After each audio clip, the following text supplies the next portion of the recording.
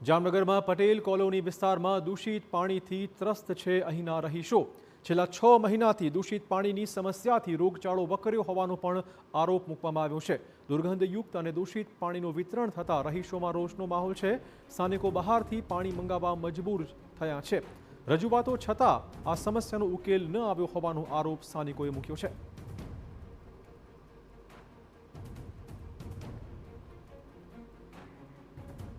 મારે પાણીનો મોટો પ્રોબ્લેમ છે।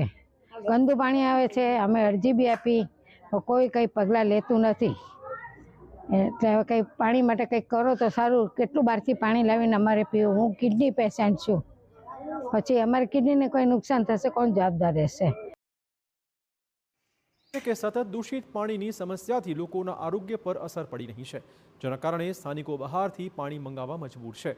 તેમનો આરોપ એ વાતનો પણ છે કે પાણી તો દૂષિત આવે જ છે, પરંતુ ઘણી બધી વખત પાણી આવતું જ નથી અથવા સાવ ધીમું આવે છે। ત્યારે સમગ્ર મામલે રજૂઆતો છતાં સ્વચ્છ પાણી ન આવવાથી લોકોમાં તંત્ર સામે રોષનો માહોલ છે।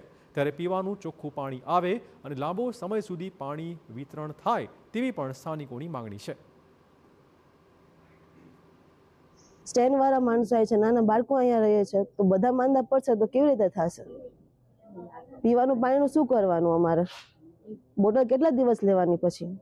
એટલે પ્લીઝ આ રિક્વેસ્ટ છે કે આનું કંઈક જલ્દી સોલ્યુશન લઈ આવું અને પાણી થોડુંક વધારે ટાઈમ આપો। પાણી સાવ ધીમું આવે છે ને આવતું નથી।